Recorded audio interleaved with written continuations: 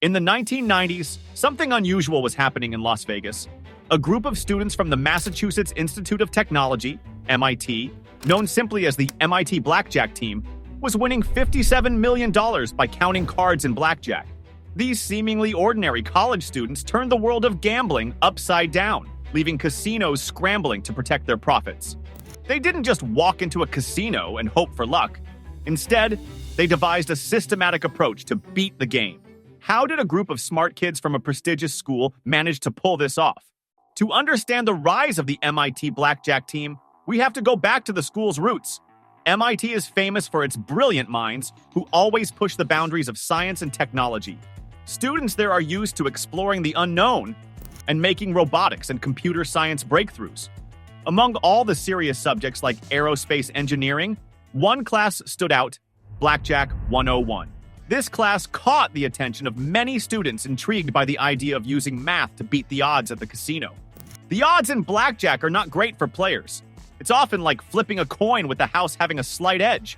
However, this group of students discovered a way to turn the game into a profitable venture using Edward Thorp's card-counting system. This system allowed players to keep track of the high and low cards left in the deck. With enough practice and a solid strategy, these students believed they could shift the odds in their favor. These MIT students were not just your typical nerds.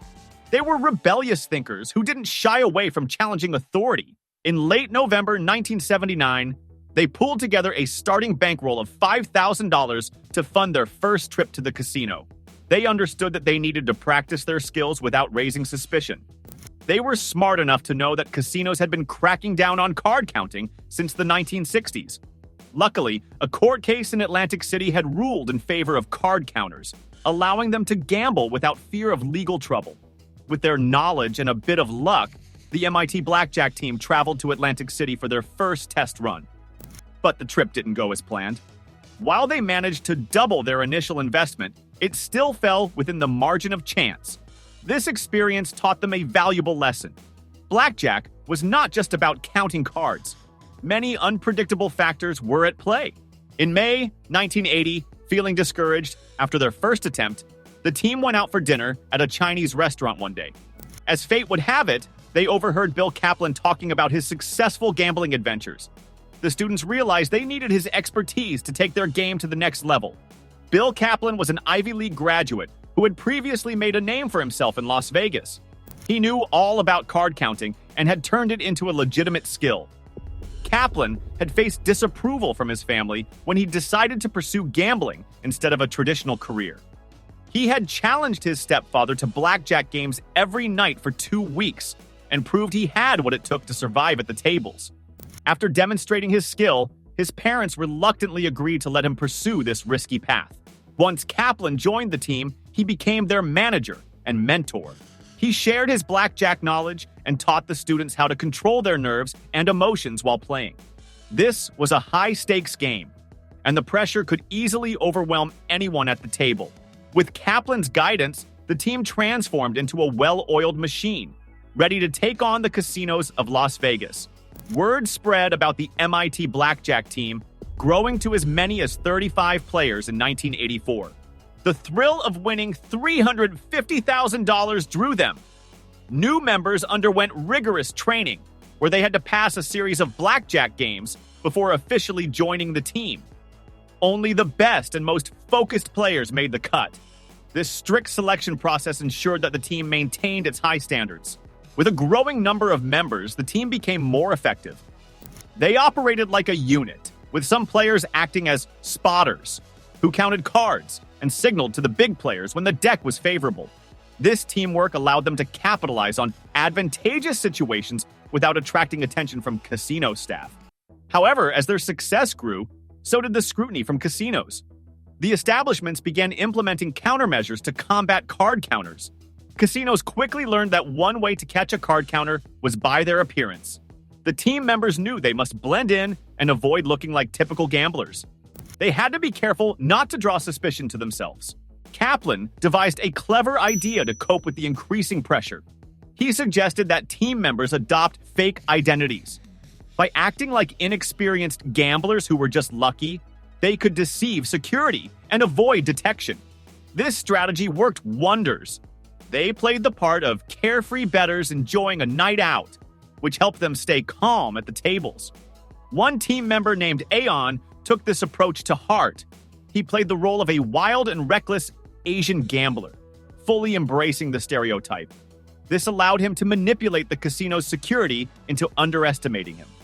Many other members developed their own personas, using humor and charm to deflect attention from their true skills. This clever act earned them VIP treatment from casinos, who rolled out the red carpet for high-rolling customers. The team enjoyed the benefits of their new personas. Casinos welcomed them with open arms, offering free drinks, meals, and even luxury accommodations, treating them like high rollers. This starkly contrasted their usual college life, where they survived on dorm food. While some members indulged in this lavish lifestyle, it led to carelessness. They began to ignore the principles that had made them successful in the first place. Despite their increasing profits, the team's rise was beginning to attract unwanted attention. Casinos noticed patterns in their behavior, and it became clear that their winning streak was raising red flags. Over time, the once seamless operations started to unravel. They found themselves encountering the same issues that Kaplan had helped them avoid in the past. As security measures tightened, getting caught became less about the act of card counting and more about being linked to the team itself. The pressure mounted as casinos began to compile information about the members. Each time a student was apprehended, they provided valuable intel that casino security could use against the team. In fact, by 2000, the MIT Blackjack Team had been banned from numerous casinos, forcing them to constantly adapt their strategies. The realization struck: they were becoming too recognizable, and their downfall was imminent. Casino security had access to yearbooks and other resources that led them straight back to MIT. The stress of living under constant surveillance began to take its toll on the team. In pursuing financial gains, they had lost sight of their original purpose. The once thriving group of students was now fractured, and the thrill of the game turned into a burden. As their profits dwindled, they realized they could no longer sustain the operation. The emotional and financial costs of getting caught in a foreign casino became too much to bear. They had pushed their luck as far as it would go. By the turn of the millennium, the MIT Blackjack Team had dissolved. Some members continued to gamble, inspired by the team's legacy, while others walked away from cards entirely. Bill Kaplan, however, focused on real estate, finding a more stable path than managing a group of high-stakes gamblers. The team raked in over $400,000 in a single weekend in the years they operated. Each member walked away with a staggering $10 million in casino winnings, proving that strategic thinking and teamwork could defy the odds.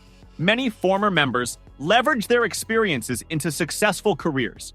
Some became public speakers, sharing their stories, while others started businesses using the skills they had honed during their time with the team. The MIT Blackjack Team remains an iconic example of how intelligence, teamwork, and innovation can disrupt an entire industry. If you enjoyed this deep dive into the world of high-stakes blackjack and the fascinating characters behind it, be sure to hit that like button and subscribe for more incredible stories from the world of gambling. Share your thoughts in the comments. What do you think about the methods used by the MIT Blackjack Team? Did they go too far, or were they simply playing the game? Thanks for watching. Remember, in the world of gambling, it's not just about luck, it's about strategy. See you in the next video.